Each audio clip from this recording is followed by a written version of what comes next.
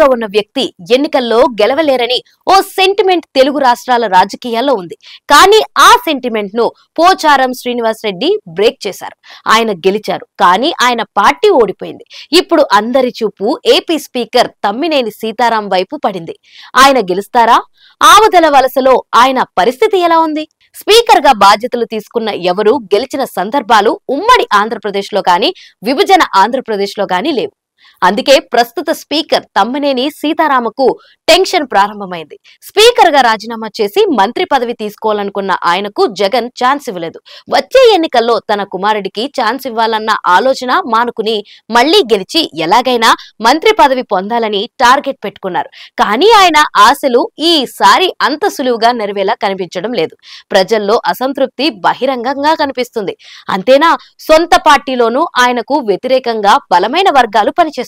Tammineni సీతారామన్కు YCP అధినేత Jagan ticket ప్రకటించగానే ఆముదల వలసలో కీలక నేతలు ఆ పార్టీకి గుడ్ బై చెప్పారు. వైసీపీ ప్రాథమిక సభ్యతత్వానికి, పదవులకు, జిల్లా గ్రంథాలయ చైర్మన్ పదవికి సువారి గాంధీ కుటుంబం గుడ్ బై చెప్పింది. ఇంకా కీలక నేతలు రాజీనామా చేసినప్పటికీ ఆయన సహకరించే పరిస్థితి లేదు. ఆముద వలసలో మండలంలో కీలకంగా ఉండే కోట గోవిందరావు బ్రదర్స్ తమ్మినేనికి సహకరించేది లేదంటున్నారు. సరుబుజ్జలి మండలాల్లో కూడా ద్వితీయ శ్రేణి నేతలు తమ్మినేని వ్యవహారంపై గుర్రుగా ఉన్నారు. ఆయనకు టికెట్ ఇవ్వద్దని హైకమాండ్ కు చెప్పారు, కానీ ప్రయోజనం లేకపోయింది. ఒక దశలో కొత్త అభ్యర్థిని ఎంపిక చేస్తారన్న ప్రచారం జరిగింది. కానీ తమ్మినేని విధేయత దోస్ పెంచి సీట్ కాపాడుకున్నారు.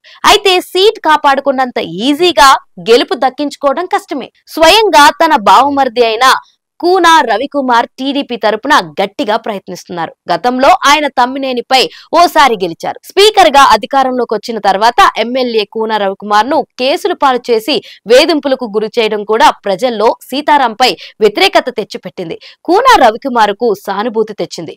కూన ఎమ్మెల్యేగా ఉన్న సమయంలో టీడీపీ అధికారంలో ఉన్నప్పటికీ సీతారాంపై కానీ, వైసీపీ నేతలపై కానీ ఎలాంటి వేధింపులకు పాల్పడలేదు. కానీ గత 5 ఏళ్లకు నియోజకవర్గంలో వేధింపులు ఎక్కువయ్యాయి.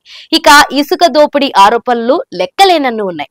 భారీ మెజారిటీలు ఎప్పుడూ రాని ఈ నియోజకవర్గంలో ఈసారి కూడా పోటీ గట్టిగానే ఉంటుంది. కానీ స్పీకర్ తమ్మినేనికి మాత్రం పరిస్థితులు అనుకూలంగా కనిపించడం లేదు.